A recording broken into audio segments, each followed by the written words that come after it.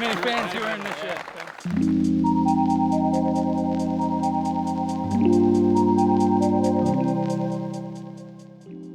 Hello, fellow disc golf enthusiasts, and welcome back to coverage of the PDGA Euro Tour.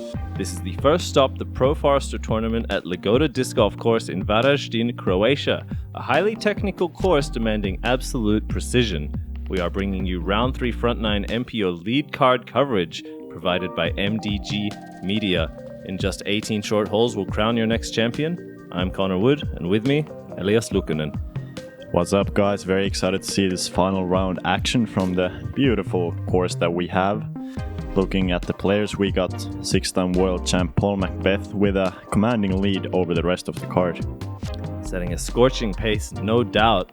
Joining him is Jakub Semerád. Your last year's champion of this very tournament has shown that he has the tools and the skill set to win it. We'll see if he can find that win here today. Looking forward to it. And we got Bayne from New Zealand. Very solid player, certainly playing even above his own level in this tournament. Looking forward to seeing if he can handle the pressure of this final round with some big names on the card. And rounding out this lead card, an absolute disc golf legend, Scott Stokely. Sitting at 1,013 rated, he is currently on a world tour. In a conversation with him, mentioned that it's not a break from his lifestyle to be traveling, but it's simply where he's at. He's loving the grind. As we take a look at the top 10 standings, Paul McBeth currently your leader at 19 under par. Jakub 5 strokes behind him at 14, Luke 1 behind Jakub at 13, and Scott tied in 4th with a series of players as we have 18 holes totally capable of separating the field remaining. This should be an exciting one. We start off here on hole 1. Par 4 sitting at 190 meters. Players will most likely be throwing a backhand hyzer, potentially a forehand flex, pushing this tree line on the right. You want to position yourself as close as possible to the mouth of this tunnel here, where you then have a tightly wooded entrance to a well-guarded green. An attackable birdie for all of the guys on the lead card, but still demanding very good touch and decent power off the drive. Yeah, this is certainly one hole that you want to get the birdie to start your round off well. Paul McBeth first on the tee. Not a very difficult shot off the drive, but with the nerves and being in the lead of this big tournament, let's see if Paul even feels any nerves anymore. I wonder. Well, he didn't have the strongest performance at his first stop of the Euro Tour in Estonia. First on the tee at 19 under par, representing Team Discraft from the United States, 6-time world champion, Paul McBeth. As we hear his intro there, definitely looking to put together a strong performance, and he has done so for 2 rounds now with a significant lead. We'll see if he can maintain that similar champion level pace. Final round. Paul McBeth getting us started. Looking forward to playing that stable to flip up hyzer towards the left side of the fairway. Gets good distance and he looks to be lined very well with the gap. That's going to be mostly a straight shot to the basket from there. Great start by Paul. And a great line. You want to end left of this fairway to open up your gap as best as possible. You see last year's champion Jakub Semerád now on the tee. Fresh off his US tour, now back in Europe, ready to dominate. We see a low pushing hyzer there. Nice stability of the disc to ensure he catches the fade before the trees, and a very similar landing zone to Paul. Both great shots. Yeah, Jakub really pushing the distance with the low, more direct line there. And Luke actually mentioned before the round that he had a little bit of trouble aiming the shots because his glutes were extremely sore. Going with the hyzer there, fading to the fairway. That's a great beginning shot on the first hole of the round. United States, Scott Stokely. A well-placed shot from Luke. We see Scott here. Just such a positive energy on the course and incredibly appreciative to still be battling it out with the best at his age. He could be playing Masters, but chooses to still compete with the very best in MPO, and you can see him crush this forehand flex shot, but unfortunately fading out a little bit early. He'll be hugging that inside line and have a very tricky look for birdie, likely playing for par. Yeah, you can see the powerful sidearm of Scott. He was actually one of the first players ever in the game of disc golf to utilize the longer sidearm throws, because when he started in the early days of disc golf, Saran was kind of a forbidden shot, and he was the only one to use it. Luke going with the Anheuser approach, trying to hit this gap and get to the green. Unfortunately, just catching the medium-low ceiling of the gap, and hopefully settles to the fairway. Paul, with an ideal placement off the tee, has a straight line to the basket and a straight shot to get himself there. A few small branches to contend with, a few small trees in his putting stroke, but a short distance should be manageable. As Jakub fires his upshot, finding the very last tree, he will also settle at about circle's edge. Scott needing to scramble now. Scott going with the thumber, that's also one shot that he really excels at. Going with the overstable disc, a lot of velocity going over the bushes, hopefully trying to crash near the basket, and looks like he has a good look for the birdie there. That was a great scramble shot. Hole 1 playing as the third easiest hole on the course, still playing at par, so very difficult course here. As you can see, the wind picking up and dropping Jakub's putt from the air below the basket. Paul now, still with some work to do, gives it the stab, finds the height as well as the heart of the chains. No doubt on that one throughout the whole flight. That was going in, and he starts off with a birdie. Already extending his lead on hole 1 over Jakub. Luke with a great putt there for the par. That's a great putt to start off the round. Maybe calm those nerves. He also told that he was slightly nervous playing with these big players and big names. And Scott also with the great scramble birdie there. Incredible second shot. Honestly, an amazing birdie. I don't think many people, if anyone from his position off the tee, would be finding that birdie or did. The right side can spell doom, but a fantastic overhead shot to fight through the woods and position himself to find the 3.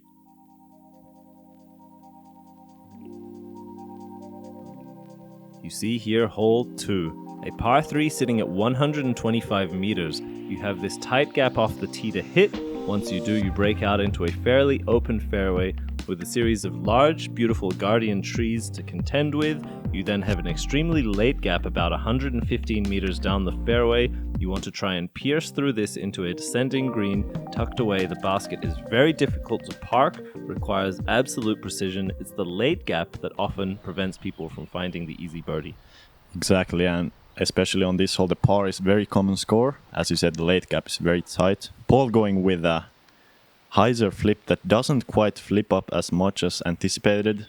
On this final round, there was a bit of a headwind on this hole, so I would think that he expected much more flip there, going with a more stable disc than usual. Scott once again relying on that forehand, but with a slightly early release, will not break out of the initial gap. Still about 100 or more meters to the green. Jakub playing the most traditional line here, the Anheuser release with an overstable disc to shape the fairway. As he is just shy of hitting that final gap, he'll be sitting at about 12 to 15 meters for a birdie putt. Yeah, this hole is extremely long playing in this headwind, and only 8% of the field is getting the birdie here, as we see Luke also fading out just before the final gap. That might be a difficult scramble from there. The trees on the left side of the gap are actually very thick and full of leaves. Scott from the short side of the fairway, a powerful sidearm going through the left side of the gap. Not really a look for the par there, but at least an easy bogey. As we see Paul now looking for that scramble shot, gets a nice skip flare towards the basket. Good control of the pace with a slightly sharper disc. Trying to play to the ground, he is successful. As we see Luke there with a pitch out forehand around the bushes, you can see just how tight this final gap is. Anything slightly right or left leaves you with a scramble shot, as Jakub gives it a bid and settles softly, looking like no birdies here on this lead card. Tough hole 2. You can already see just how tightly wooded and how bad the rough on this course is. Even these smaller patches of rough are really thick and near the basket as well. You can see just how many obstacles are on this green. Even Paul having to slightly deal with the bush on his right side, just 5 meters away. Couple of good par tap-ins there. As we said, a very common score on this hole to get the par, because the birdie is difficult to get, and in order to get a bogey, you need to do something seriously wrong. But Scott missed the first gap. That is the most punishing of the errors available on hole 2. Good on him to scramble his way up there and try to minimize the damage done early on in this lead round. This is hole 3, a par 4 sitting at 252 meters. This hole encourages a big drive off the tee, as at a distance of 162 meters, you have a big island of hazard dividing the fairway. You want to be as close to that hazard line as you can without crossing, as you then try to enter this teardrop green, very narrow at the closer point to the players. It widens as you get towards the basket for the big arm players, likely 2 hyzers, but if you don't have that distance, you need to shape more of a flip up or flex to try and complete the distance. This is one where hazard often comes into play and requires big power and big precision. Even though this hole plays the second most difficult hole for the entire field, I would expect these players to absolutely tear this hole apart, as all of them have enough distance to just throw 2 basic shots and get to the basket that way. Paul just placing, not going full power at all, but just placing the disc 130 meters and in the middle of the fairway. Jakub, with an overstable disc, playing a little bit more into that flip up, gets a really beautiful shape and fades it out, also into a fantastic spot. Looking a touch longer than Paul's at 135, maybe 140. That's a good spot to be in. Luke trying to flip it slightly over, going a little bit higher out. Unfortunately fading towards the left side OB. He's just on the line there and unfortunately finds the OB on the left side. That's really unfortunate. On this hole the fairway is really wide and going OB off the drive is really a mistake to avoid, as Scott is doing the same, turning over the powerful forehand release to the left side OB. Yeah, and although this is quite a forgiving fairway in terms of its width and length, it's worth mentioning that this was the only day with significant wind. Neither the practice days or the tournament days leading up to this final round had any significant wind. It can be a contributing factor in terms of disc choice, shot shape, all of the above. So we'll see now the scrambles from the left side OB. I think in order to still contend, they will need to battle towards this island, but Luke with another slightly nose-up shot fades a touch early. He will find himself the hazard. Yeah, that's really unfortunate, getting the double penalty already after only 2 shots thrown, but 4 strokes marked on the scorecard. Paul going with the traditional big arm play, which is the wide hyzer. Looks to have thrown it just about perfectly pin high, just 5 meters to the right. You can really see why he is the 6-time world champion, making easy play of this long open hole. Yeah, the benefit of having the distance there, really allowing the overstability and one-angle shot to push all the way there. We see from Jakub off a great drive, a big swinging hyzer, also with that distance, pushes himself to within the circle. We see Luke Bayne from downtown left side, gives it a jumping bid, just a little bit short, but a fantastic attempt there to try and salvage his bogey. That was a great run, and to be noted on this course, once again, as we have told on previous rounds on coverage, the greens are very lush, the grass is thick, there's not many skips expected on these greens, as Jakub makes it in on the low right side of the basket. So a really good play on any of these open holes is to land on a lot of hyzer, and the disc will almost always just stick where it lands. So we see Paul secure his birdie as well. Great precision, he has birdied it, I believe, all 3 rounds, showing his control of the hyzer distance. Scott as well, tapping in his putt for bogey with only 1 penalty stroke, the forehand being overturned off the tee. Luke will be taking the double bogey. Only 4 throws, but 2 penalty strokes. They find a bit of the danger of tough hole 3. Yeah, that hole 3 is really a hole where you can find some of that bigger danger, taking a double bogey there for Luke. And they move on to hole 4, a 114-meter par 3 that offers 2 lines. You can opt for the straight line as the drone flies with a forehand or turnover backhand with something slightly understable, but a lot of these players will opt for the big wide swinging hyzer on the right side of the first large tree in the fairway, which is, although more punishing if you find OB, the larger gap and the safer of the 2 lines, assuming you have the distance on 1 angle. Paul having really good history on this hole, hitting the basket on round 1 and almost parking it for the birdie on round 2. unfortunately goes a bit long and left of the basket. Looks like there was a bit of a tailwind lifting the disc there. As Jakub now, fortunate to have a wind read, keeps this one wider and slightly lower. As this crashes the green, it'll likely have a short skip, and he is well positioned about 6 meters out for his birdie. A nice adjustment. Yeah, that was very smart play from Jakub to look closely how Paul's shot ended up. Scott going super wide and super high, showing off that old man power and just parking the hole. That's a great shot. He's been doing this for 40 years. Incredible that he still has the longevity and performance, playing at the level that he is at still. You see Luke now swinging this one, flips it up to flat. As he battles towards that right side OB, you have a little bit of room over that mound to play with. As I do think he is safe, it may potentially be a blind look. You see him just within those OB flags. Very difficult look from there. I bet that he did not actually see the baskets from there, since the mound was right between him and the basket. Paul finding some obstacles even on this one of the most open greens on the course and just barely missing it from around 10 meters. An awkward and wide straddle. We see Jakub, the best shot off the tee, or rather Scott's even closer, but Jakub with a great shot to position himself for a second birdie in a row here on hole 4. Scott also finding his birdie and the first here on this final round. Second. Yeah, Scott really happy to get that birdie after the back-to-back bogeys on hole 2 and 3.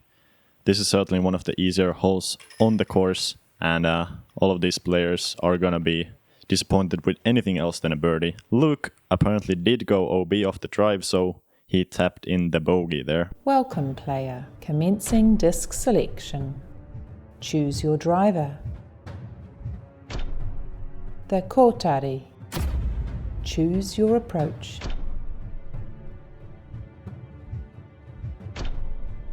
The Kia. Choose your putter. The THRU. Selection complete.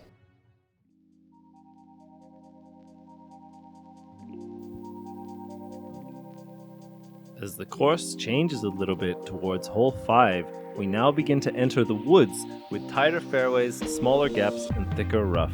Hole 5 is a 203-meter par 4 with an initial tunnel shot where you want a straight to softly rightwards ending shot. You can also fade left, but it closes off the gap, requiring you to go over the trees.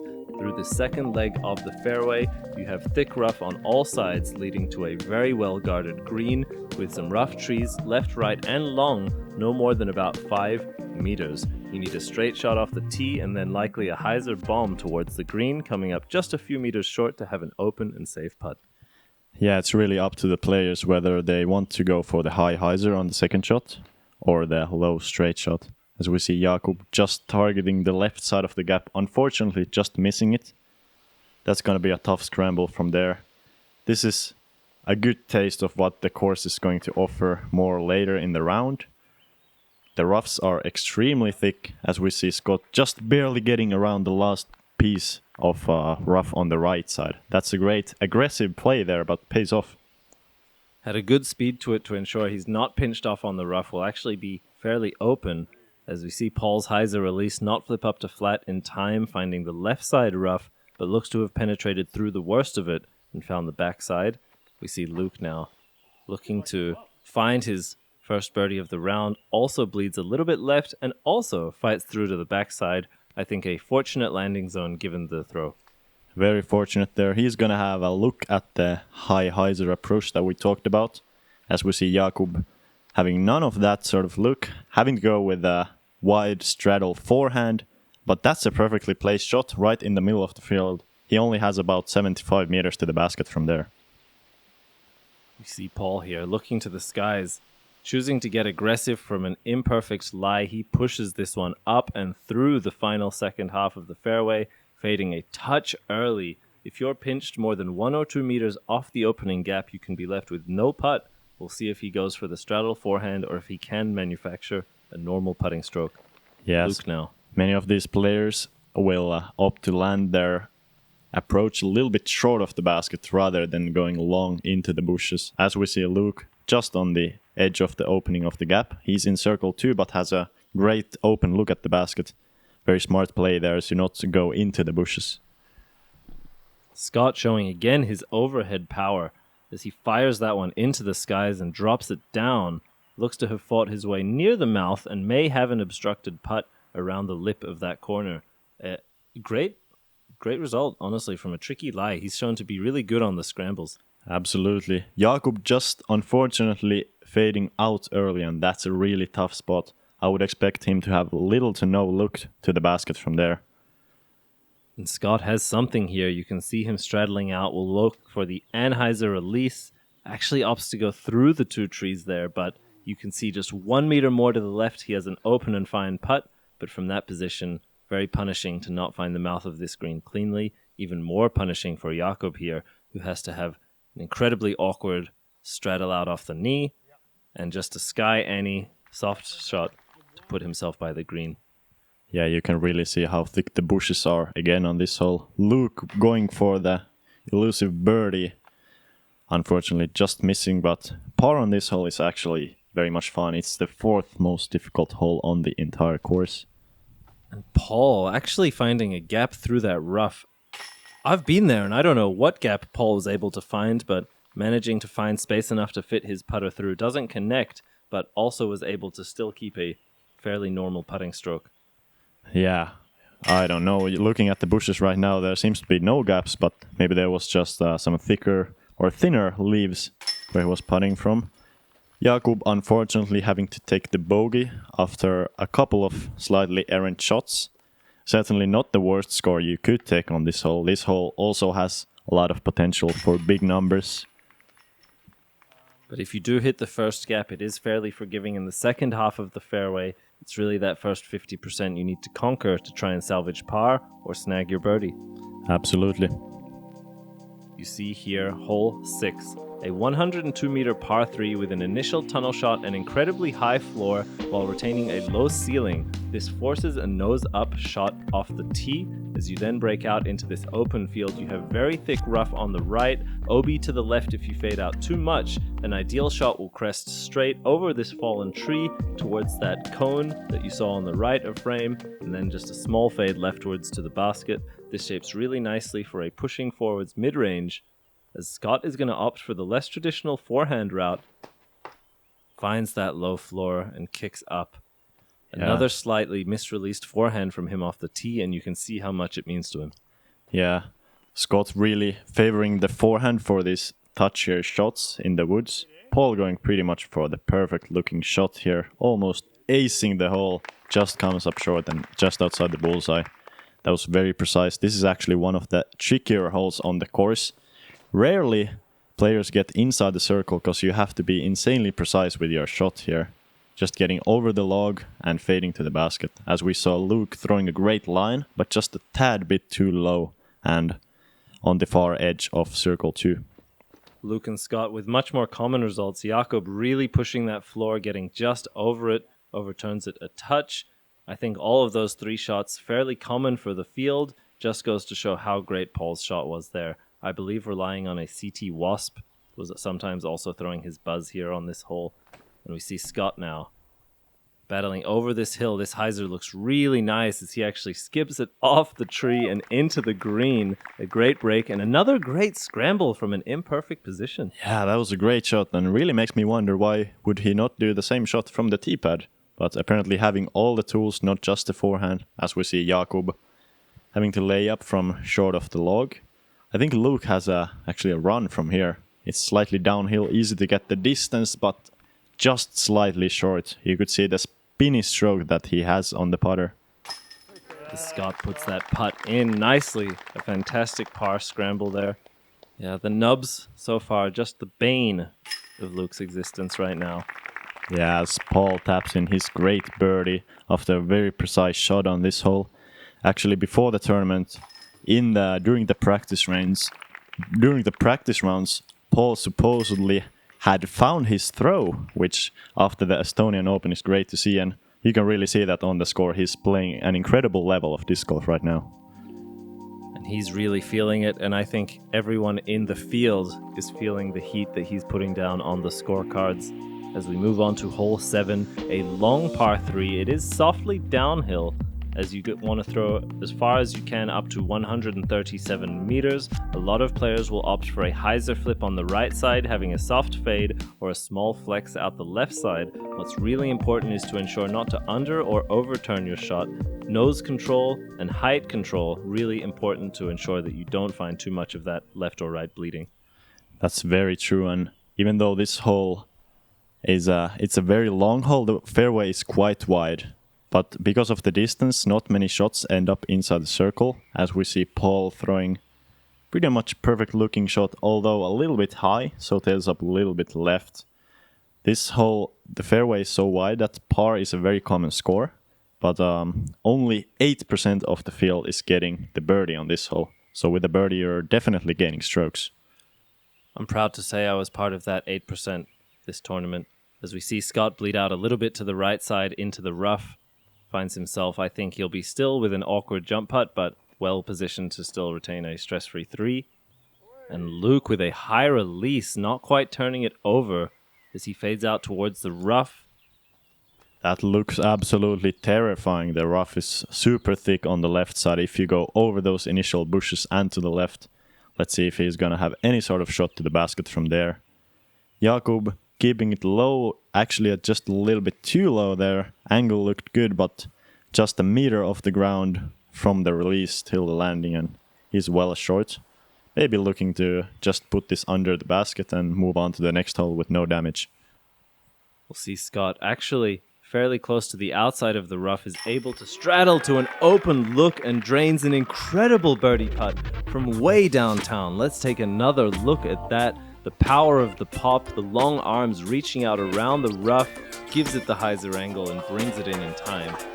The man is a scramble master, still performing at his age on this level. Great to see. Yeah, and that's really what you need on this course, because everybody's going to be off the fairway at some point. Looks like Luke actually made it just barely outside the circle with his second shot and gets the great putt there to save the par. That was an incredible save, even though we missed the second shot. Absolutely, as Paul also cashes the putt here. The green is on fire as the lead card continues to attack. Paul very casual on that walk-in, takes his putter. That is his fourth birdie here in the front 9. Still bogey-free in this final round, only one on the lead card. Jakub takes the 3. Absolutely fine score. Yeah, it's a good score on that hole. Not many birdies to be found. You here see hole 8. A 162-meter par 4, but do not be deceived by this shorter distance. You have a very tight shot off the tee through this heavily wooded archway. The tunnel shot then opens up into a small bridge between the first and second halves of the fairway. A really good shot will even battle through this final gap, entering the second leg. The fairway then bends softly first to the right, and then back to the left as you navigate and weave your way around these large trees and thick rough. You have once again a well-guarded basket with a drop-off right behind it. Anything that is not in circle 1 can sometimes be considered a layup. Excited to see if these guys can pierce through on the first and make their way to the green. Yeah, this is an incredibly difficult hole, coming in as the third most difficult hole for the field, playing almost a stroke above par. As we see Paul hitting the gap perfectly, turning over slightly to the right and cut rolling left. He's gonna have a bit of a hyzer approach to the green from there, which is absolutely ideal. Let's see Scott going with a powerful forehand, hopefully skipping far to the fairway. That's an incredible drive, one of the best I have seen all week, and only about 60 meters to the basket from there. No doubt that is an ideal location and a really impressive showcasing of his distance so low to the ground. As we see Luke hug the earth as well, gets a fortunate slide and skip forwards to break out of the tunnel, well positioned as well just behind Paul's shot. Yeah, really anything out of this tunnel and out in the open is good, and because the hole is not very far, even from where all of these players landed, it's a good chance for the birdie. Although Jakub did push a little bit to the left side of the fairway, might have a little bit of bushes to contend with. We'll have Luke up first.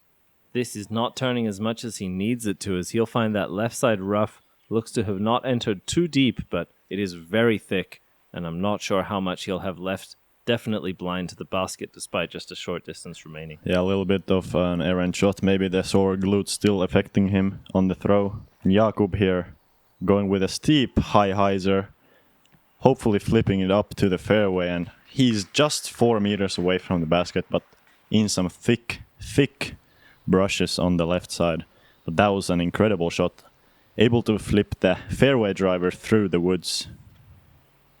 Paul now opting for a similar hyzer, finds one of those trees in the fairway and does not battle all the way to the green. He'll still be left with 25 to 30 meters. Scott off his drive, an incredible place to be after one shot, gives it a run from deep with the forehand approach and settles nice and soft just by the basket. A really easy looking 3. That was, the hole was absolutely posterized by Scott Stokely there. You could see the understable disc forehand having the touch from all the way from the 70s or 80s. As we saw, I believe, Luke just pitching up to the fairway. That's a very common thing to see on this hole as the rough is extremely thick. Gives it an honest bid from deep, sits it just before the green. No worries at all. We see Paul now, a long look to birdie. He had an incredible putt from the left rough in yesterday's round. Today fades out a touch early, a safe par. And it's an interesting hole, hole 8, because I've seen anything from putters to drivers thrown on both the first and second shots. So really allows you to pick your disc and your shot. Softly off the band for, I believe, Jakub. I think Jakub, yes. And yeah, it's really about, on this hole, it's certainly what you're most comfortable with. I think Jakub just tapping in for the par there after the unfortunate band hit from the bushes. Paul with the par as well. Looks like a fairly cleanly played hole by the card here. Scott getting the lone birdie and Luke unfortunately having to tap it in for the bogey. As we said, it's a very difficult hole. Bogeys occur quite often and that's not a terrible score. But we do leave the woods back towards the Drava River here on hole 9. A 125-meter par 3 with a very precarious basket placement. Up on this mound, anything that goes over the hill is almost surely going to find OB. There's just a few meters over that crest, you find the OB line and another small river. A lot of players will opt, if they have the power, to throw the big one-angle hyzer, crash it into the bottom of the hill, but if you don't put it close enough, the death putt looms. Scott going for backhand here. Yeah, this hole is all about risk and reward, both with the drive and with the putt. You can try to get your drive as close as possible, but then you're risking the river and OB on the left. Scott playing the very safe shot, just playing it below the basket, on the edge of the circle. That's going to be an extremely scary putt, where the risk and reward factor is coming into play on the putt. Paul going slightly higher on the hillside and unfortunately rolling just a bit away, but he's well inside the circle there. I think Paul and Scott with similar distance putts, but both of them quite scary. Jakub now wider, a little bit flatter on the release. He'll want this to swing left quite severely now, and it does, as he too crashes the bottom of the hill, again funneling to that very common landing zone, as nobody really wants to push the top of the hill completely. We see Luke now. Luke going with a bit of a higher line, but also very wide. I would expect him to land at a very similar spot to the others. Actually just outside the circle to the right. That's a scary putt, but if you're either extremely confident with your putting or you have extremely good distance control of your putter's landing, then you can run it from there. This is final round. Podium positions and cash lines are in play, and Luke, stone cold, cashes the birdie from circle 2. Very rare that you will see someone not only go for that, but make it, and Paul from just within circle 1 as well. So 2 incredible putts that really test the nerves. Yeah, that's completely all mental from there, as we see also Scott putting it to the high right side of the basket and in. Very good looking putting from the group there. And even Jakub finishing the star frame, a very rare star frame. This hole is rarely birdied amongst the field. Only 15% of the field got the birdie and playing well above par at 0.14 above the par. And as they do the European tradition of shaking the chains for the star frame, that's great camaraderie from the card. Just like that, halfway through the final round, we are complete with the front nine. Paul McBeth extending his lead, now at 24 under par, putting a masterclass on the course here at Lagoda Disc Golf Park. Jakub Semerád 16 under in solo second, tied in third Scott Stokely and Cato. With some names below them, we have only 9 holes left remaining before we crown your first PDGA EUROTOUR 2023 champion. Thank you for joining us. Make sure to like, comment, and subscribe, and we'll see you on the back nine. See you guys.